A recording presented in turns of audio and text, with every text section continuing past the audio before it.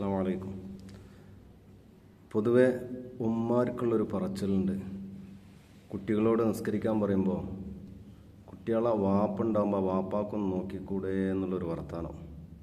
എല്ലാവർക്കും അറിയാം, കുട്ടി 7 വയസ്സ് കഴിഞ്ഞ് 8ാമത്തെ വയസ്സ് തുടങ്ങിയാൽ ഇസ്ലാമിക കലണ്ടർ അനുസരിച്ച് 7 വയസ്സ് കഴിഞ്ഞ് 8ാമത്തെ വയസ്സ് തുടങ്ങിക്കഴിഞ്ഞാൽ ആ കുട്ടിയോട് നിസ്കാരം കൊണ്ട് കൽപ്പിക്കൽ മാതാപിതാക്കളുടെ മേലിൽ നിർബന്ധം. വാപ്പാടെ മേലിൽ മാത്രമല്ല, ഉമ്മാടെ മേലിലും അതേപോലെ നിർബന്ധമാണ്.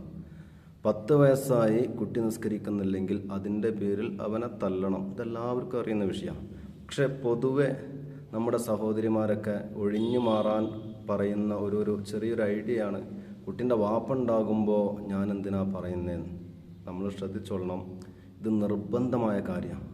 നമ്മൾക്ക് തോന്നും പോലെ കണ്ട് കുട്ടികളോട് പറഞ്ഞാൽ പോരാ. ഇത് മാതാപിതാക്കളുടെ മേലിൽ ഫർളായ നിർബന്ധമായ കാര്യം. നമ്മൾ കൽപ്പിച്ചോളണം.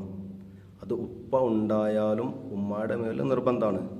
ഉപ്പ ഉണ്ടല്ലോ കുട്ടിയുടെ, അതുകൊണ്ട് ഉമ്മ പറയണ്ടല്ലോ എന്നല്ല. ഉപ്പ പറഞ്ഞില്ലെങ്കിൽ ഉപ്പാൻ്റെ മേലിൽ ശിക്ഷ. ഉപ്പയാണ് തെറ്റുകാരൻ. ഉമ്മയും ഉപ്പ ഉണ്ടല്ലോ എന്നുള്ള നിലക്കാണ് നിൽക്കുന്നതെങ്കിൽ ഉമ്മയും ഈ തെറ്റിൽ ഭാഗവക്കാണ്. അപ്പോൾ ചെറുപ്പത്തിൽ തന്നെ മാതാപിതാക്കൾ സ്വന്തം കുട്ടികളെ നിസ്കാരത്തിന് പ്രേരണ കൊടുത്ത് അവരോട് അതിലേക്ക് കൽപ്പിച്ച് നിർബന്ധിപ്പിച്ച് നമ്മൾ ചെറുപ്പത്തിൽ തന്നെ കൊണ്ടുവരണം. എങ്കിലേ നമ്മൾ കുട്ടികളെ പിടിച്ച സ്ഥലത്ത് കിട്ടുകയുള്ളൂ. കുറേ വലുതായി നിസ്കാരമില്ല, സുബഹില്ല, ഇഷാവില്ല, പിന്നെ ഉസ്താദുമാരുടെ അടുത്ത് നിന്നിട്ട് കുറേ കരഞ്ഞിട്ടല്ല പറഞ്ഞിട്ടൊന്നും കാര്യമില്ല.